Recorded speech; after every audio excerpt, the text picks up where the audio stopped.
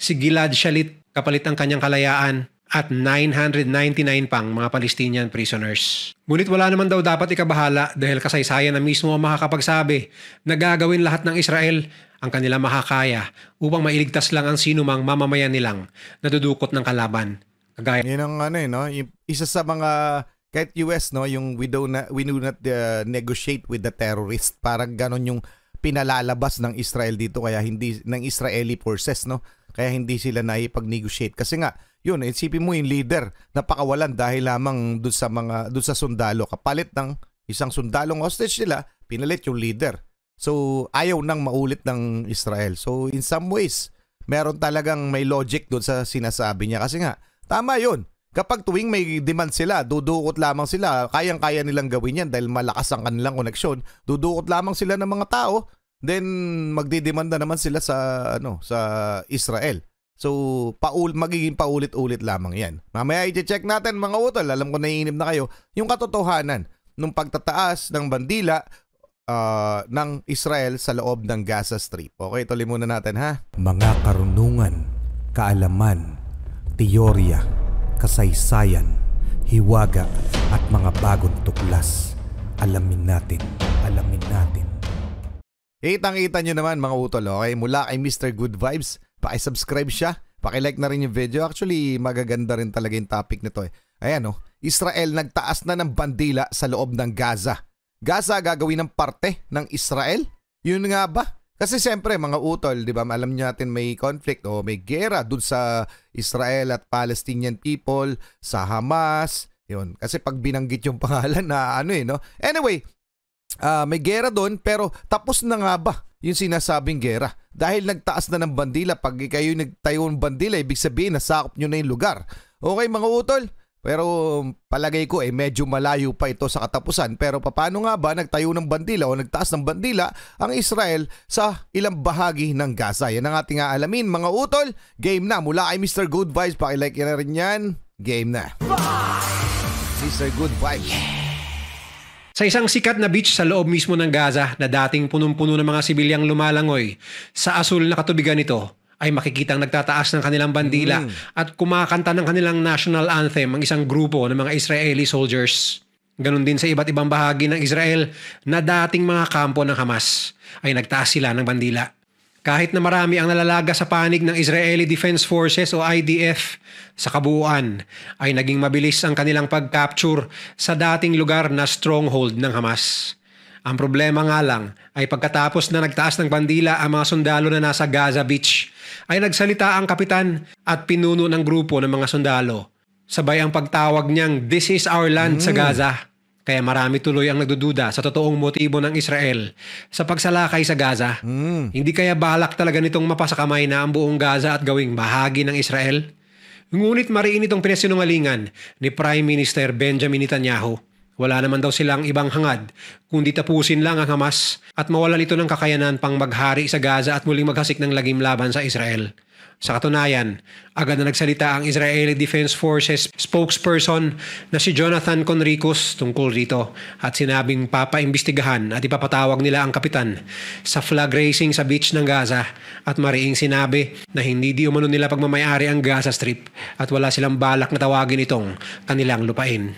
Ngunit dagdag pa ng spokesman na wala silang binibigay na time frame kung hanggang kailan sila mananatili sa loob ng Gaza. Wala raw silang deadline kung gaano katagal, umabot man ng mahigit 1 taon ay gagawin nila. Masigurado lamang na makakamit nila ang kanilang ultimate goal na burahin ang Hamas ng tuluyan. Sa makatwid, mananatili ang puwersa ng Israel sa loob ng Gaza ng mahabang panahon kahit tapos na ang gera laban sa Hamas. At mariing sinabi ng Prime Minister na ayaw nila itong ibigay sa sinumang international forces na gustong kumontrol sa Gaza Strip. Dagdag pa ni Netanyahu sa isang interview, ang Israel na ang mamamahala sa seguridad ng Gaza simula ngayon. Ngunit hahayaan pa rin daw nila ang mga Palestinians na mamamahala sa gobyerno nito basta't wala na sa eksena ang Hamas. Ayon naman kay Palestinian President Mahmoud Abbas na handa silang mag-take over sa pamamahala sa Gaza kapag handa na ang Israel na ipaubaya ito sa kanila. Hanggang ngayon, pinaghahanap pa rin ng IDF ang Hamas leader na si Yahya Sinwar na kinumpirma nilang nagtatago sa loob ng isang bunker sa ilalim ng mga tunnels ng Gaza. Pero maganda 'yan mga utol, no, kung sakali, no, matitigil na yung kaguluhan, no. Kapag magkakasundo yung mga leaders, no, yung tatayong leaders ng Palestinian people, magkakaroon sila ng presidente, okay, para matigil na yung kanilang conflict, no, yung kanilang kaguluhan. Pwede naman talaga sila mag-coexist.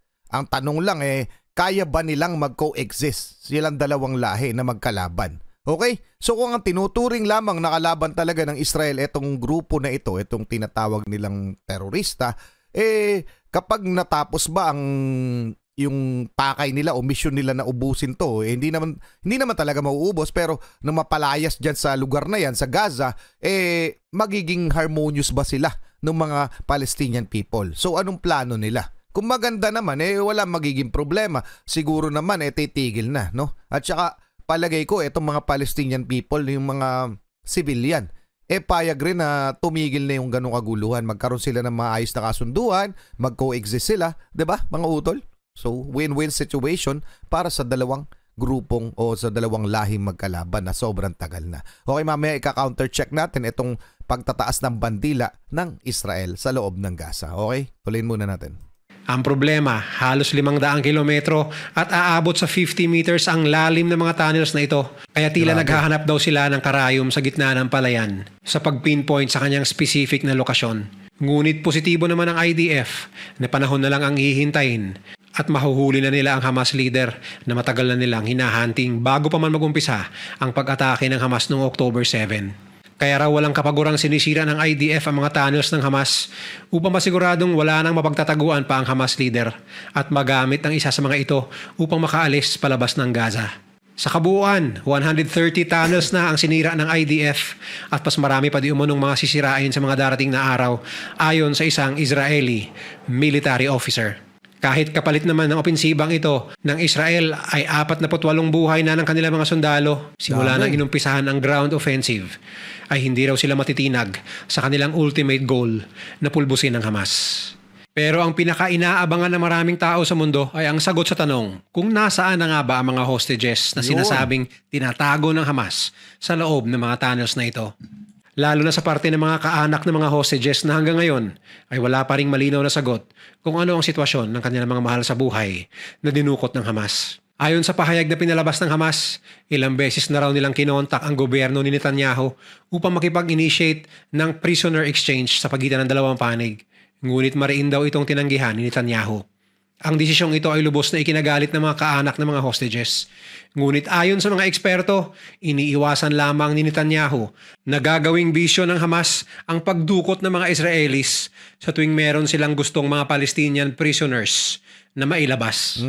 Kagaya na lamang sa nangyari kay Hamas leader Yahya Sinwar na nakakulong na sana at 2 life sentences na ang ipinataw sa kanya. Ngunit napalabas dahil sa pagdukot ng Hamas ng sundalong si Gilad Shalit kapalit ang kanyang kalayaan at 999 pang mga Palestinian prisoners. Ngunit wala naman daw dapat ikabahala dahil kasaysayan na mismo ang makakapagsabi na gagawin lahat ng Israel ang kanilang makakaya upang mailigtas lang ang sinumang mamamayan nilang nadudukot ng kalaban.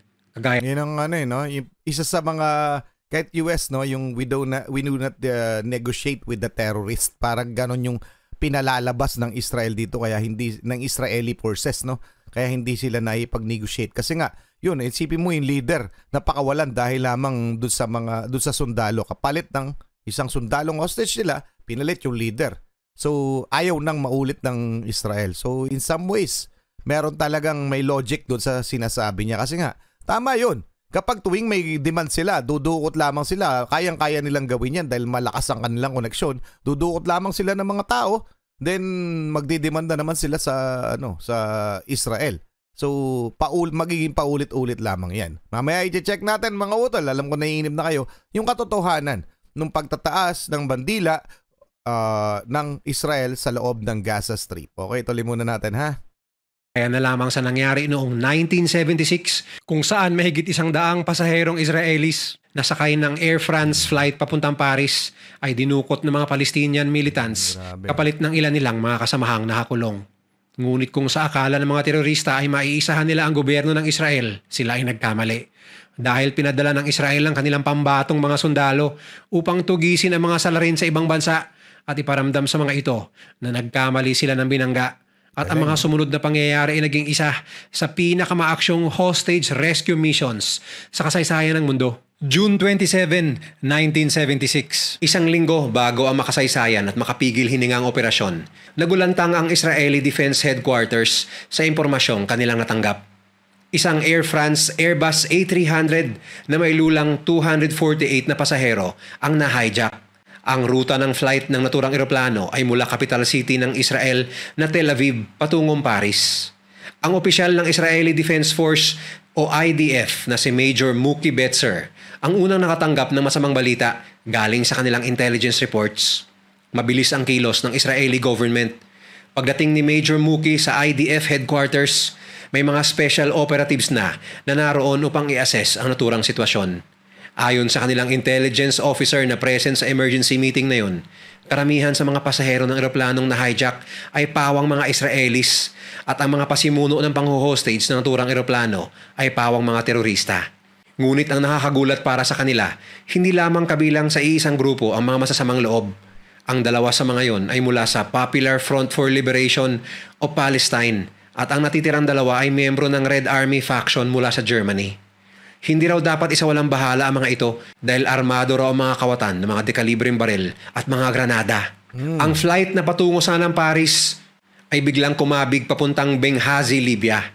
Inutusan ng mga hijackers ang piloto na ibaba sila sa isang lokasyon doon upang mag-refuel at dumiretso pagkatapos sa kanilang planadong destinasyon, ang Entebbe Airport sa Uganda. June 28, 1976, habang napapakamot ulo ang IDF kung paano nila isasalba ang sangkatutak na tao mula sa papanganib ng mga militante, nalaman nila mula sa intelligence report na lumapag sa Entebbe, Uganda ang eroplanong kanilang hinahanap. Dahil sa kawalan ng modernong tools tulad ng internet noon, nagtatanungan ang karamihan sa loob ng silid kung saan ba mismo makikita ang Entebbe. Agad na bumoses si Major Mookie at sinabing alam niya ang eksaktong lokasyon ng Entebbe dahil minsan na raw siyang nadestino dito upang bigyan ng training ang mga paratroopers doon noong 1970s. Mula Israel, may layong 5,000 kilometers ang dapat nilang tahakin upang isagawa ang pinaplano nilang operasyon. Ngunit habang nagtatalo ang mga operatiba kung paano ang kanilang diskarte at atake sa naturang sitwasyon, isang balita ang tila nagpahinto ng kanilang mainit na diskusyon. Mula sa isang maliit na telebisyon na nakaantabay sa balita, nakita nila ang diktador ng Uganda na si Idi Amin kasama ng kanyang sandatahang lakas at mga media habang tinutungo ang kinaroroonan ng mga hostages na idinala sa Entebbe. Ayon sa mga intelligence officers at kay Major Mookie, talagang paepal daw itong si Diktador Idi Amin at gustong maging bida lagi sa lente ng kamera at mata ng publiko. Ngunit isang detalye ang tila nagbigay ng ideya kay Major Mookie. Napansin niya sa napanood sa TV na wala na sa loob ng eroplano ang mga hostages kundi nasa building na kanyang nagsilbing base of operations nung siya ay nagtitraining ng mga paratroopers sa Uganda. June 29, 1976, habang nagpupulong ang mga leader ng operasyong ito, may naisip na paraan si Major Mookie upang makakalap pa ng updated na impormasyon ukol sa lugar at logistics ng Entebbe Airport. Isang Israeli secret agent na tinatago niya sa pangalang Assad ang kanyang tinawagan upang humingi ng tulong. Wala pang isang araw, ang alias Assad ay agad nang nakarenta ng maliit na sasakyang panghimpapawid mula Nairobi, Kenya upang mag-survey sa Entebbe at kumuha ng impormasyong kailangan ni Major Mookie. June 30, 1976, unang beses na naglabas ng statement at kondisyon ang mga hostage takers. Ang kondisyon upang i-release o mano ang kanilang mga bihag ay ang pagpapalaya sa 52 na kataong kanilang nasa listahan na kasalukuyan noong nakakulong sa Israel. Gusto rin nilang ilaya ang 12 pang Palestino na nakakulong sa iba't ibang dako ng mundo. Dagdag pa dito ang $5 million na kanilang hinihinging kapalit sa kalayaan ng mga inosenteng pasahero ng Air France. Binigyan lamang ng 2 araw ng mga hijackers ang gobyerno ng Israel upang kumilos. Bawat segundo ay mahalaga, ngunit alam ng bawat tao sa operasyong ito na imposible ang gustong mangyari ng mga terorista.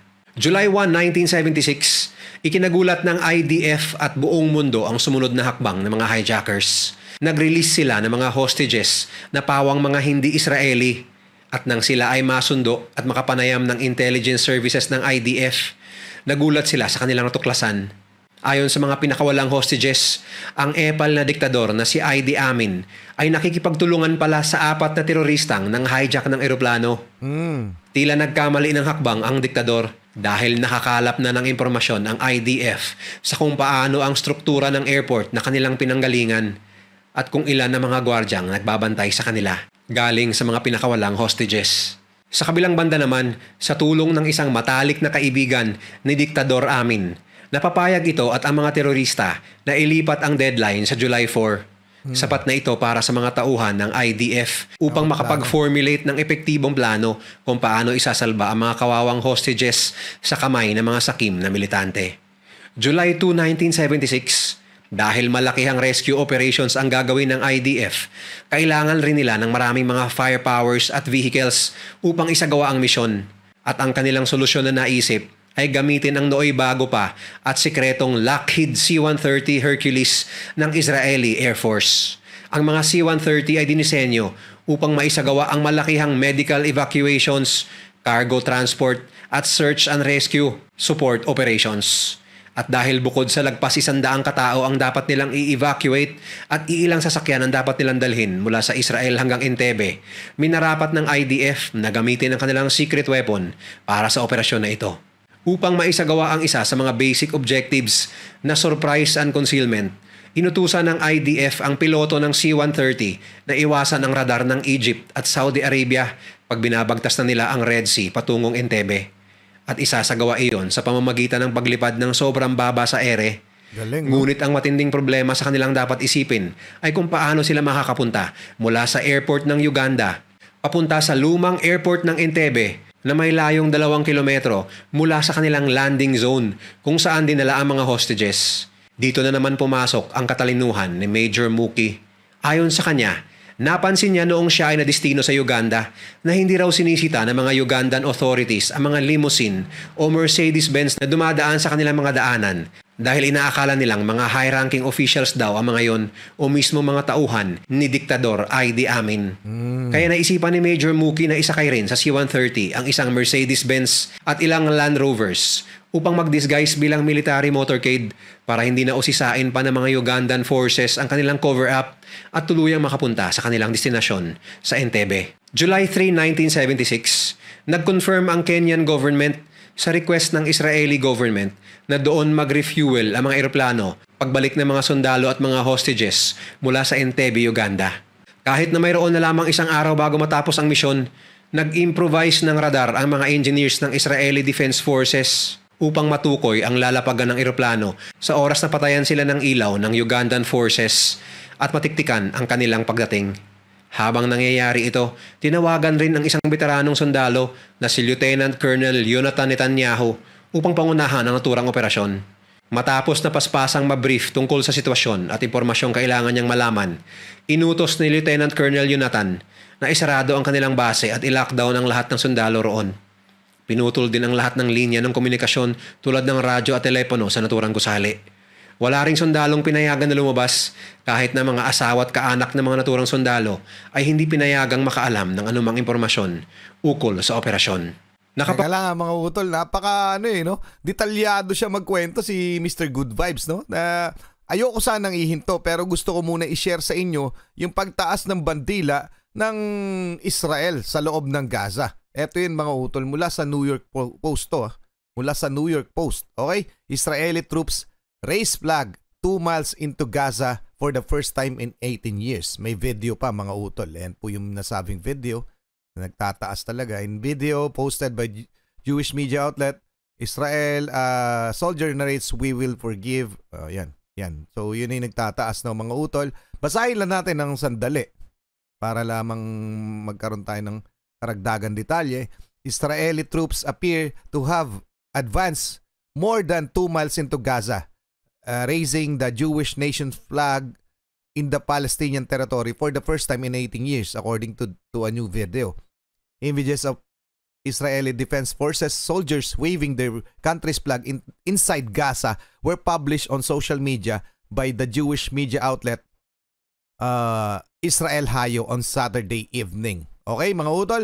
So malinaw yan ha. Soldiers of the 52 Battalion of the 401 Brigade are waving the Israeli flag in the heart of Gaza by the beach. A soldier narrates in the video, "We will not forgive and forget and will not stop until the victory."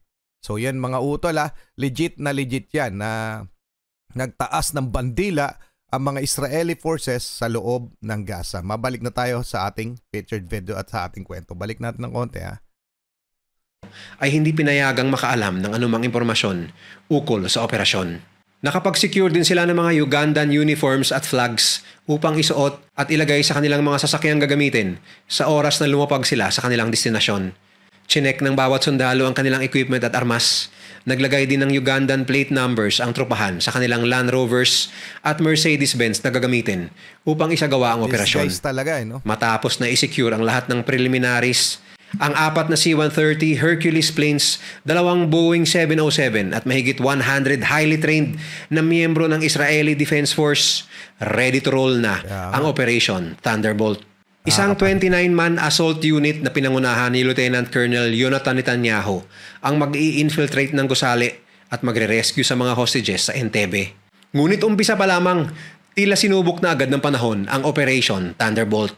Dahil overweight ang mga C-130 ng halos 40,000 pounds at mainit ang temperatura na umabot ng 40 degrees Celsius. Hirap makakuha ng ere ang mga eroplano sa runway.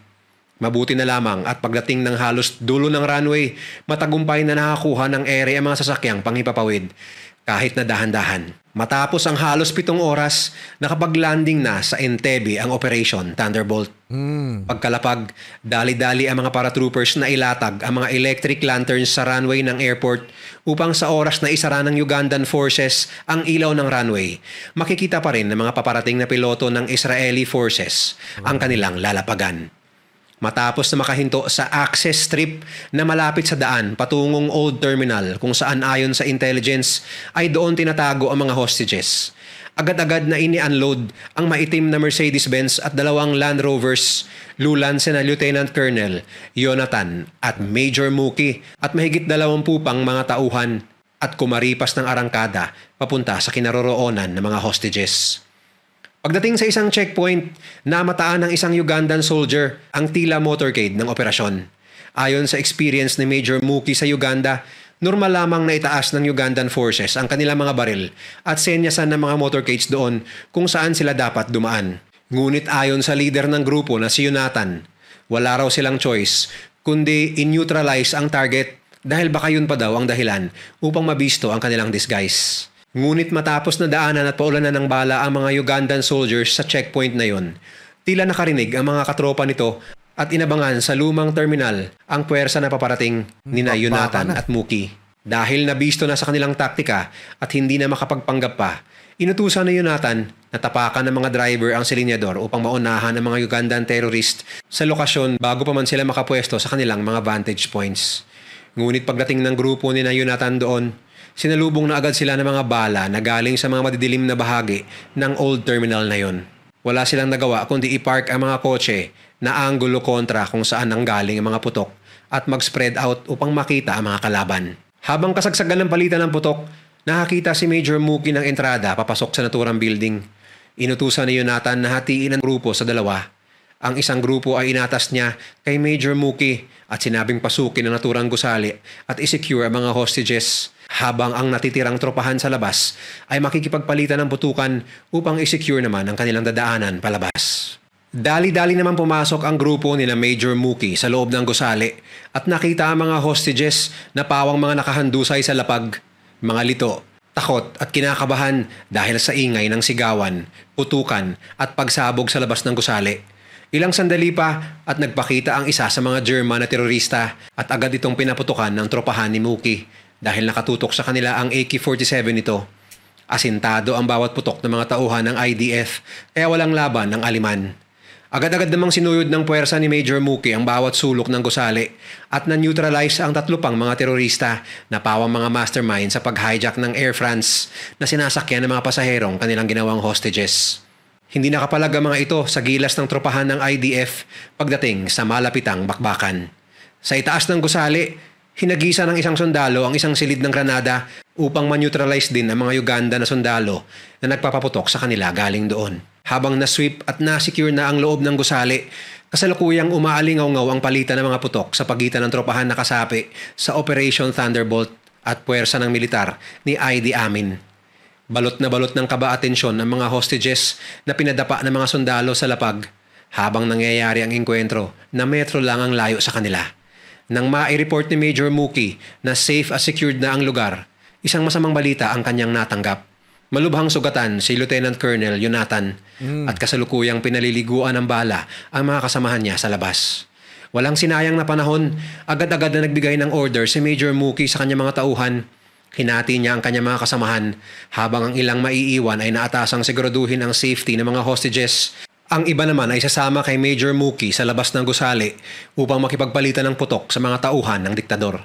Sa kanyang paglabas, nakita niya agad si Jonathan na nakahandusay sa lapag at sugatan. Kahit na ilang beses na tinamaan ng mga lumilipad na bala, lumapit si Major Muki kay Jonathan upang i-cover ito, ngunit may isa pang banta ang nagbabadyang parating. Isang report ang kanilang natanggap galing sa radyo na may mga paparating na reinforcements mula sa hanay ng puwersa ni na Idi Amin. Dahil dito, minarapat na ng kanilang commander in charge na i-evacuate na ang higit sa 100 katao at kailangan na nilang gawin ito ng mabilis. Kailangan na nilang umaksyon at umalis dahil kung hindi, magiging isang massacre para sa kanila ang mga susunod na tagpo. Libo-libong sundalo ang sasalubong sa kanila upang pigilan ang pag-i-evacuate ng mga hostages mula sa naturang lugar. Habang ini-escort ng grupo mula sa gusali, papuntang escape lane sa mga hostages, iniutos ni Major Muki na paputukan ang mga terorista gamit ang kanilang maximum firepower. Sa oras na binigay ni Major Muki ang kanilang signal, agad-agad na niratrat ng Israeli forces ang Ugandan soldiers ng kanilang mga baong machine guns, rocket launchers at iba pa. Nakakabingi ang mga sumunod na minuto dahil sa mga armas na ito. Pagtapos ng ilang sandali, wala nang nakita pa ang mga tropahan kundi usok mula sa kanilang mga baril. Tumahimik ang paligid at wala nang natira sa hanay ng mga Ugandan forces. Sabay na rin nagsidatingan ang isang C-130 at dalawang Boeing 707 sa Entebbe Airport upang sunduin ang natitirang hostages at Israeli soldiers mula sa naturang lugar bago pa dumating ang reinforcements ni Diktador Amin. At sa oras na kanilang pag-take off mula sa Entebbe Airport, pinasabog rin nila ang airstrip. Sabay iniulat ng kanilang commander sa radyo ang mga salitang, "Mission accomplished." Nice one. Kinilabutan ako. Parang pelikula mga utol, yung mga ganyan na bagay. Totoong nangyari yan, okay? Totoo yung rescue mission na yan. Pero hindi lamang yan yung nangyayari sa mundo. Napakarami na yan. Pero sa totoo lamang tayo, sa pelikula lamang natin nakikita yan. Sobrang galing, diba? Anyway, mga utol, nagpapakita lamang kung gaano kagagaling yung Special Forces ng Israel. Okay? So, anong masasabi nyo dyan na nakuha na? Pero sa akin, kung sakali mang tuluyang mahukubkob ng Israeli forces ang Gaza, sana naman yung mga civilian, kasi yung kawawa, tamo sila yung hino-hostage, sila yung naiipit sa putukan. Kumbaga, kung sakali mahukubkob nila, sana bigyan nila ng tamang karapatan yung mga Palestinian people na makapamuhay ng mapayapa at nang aayon sa kanilang kagustuhan. Sana'y matigil na yung gulo dyan. So ano masasabi niyo mga utol? Pa-comment na lang. Maraming salamat Mr. Good Vibes. Mesmerize talaga ako dun sa kwento Napaka-detalyado. Anyway, pa-comment ang inyong opinion. Hanggang doon lang muna, muli ako si Target Achilles in behalf of The Real South Pride Production. Ako nagpapasalamat sa walang sawa niyong pagsuporta. Kayo mag-iingat. Keep safe. God bless. Saludo po ako sa inyo lahat. Maraming salamat po.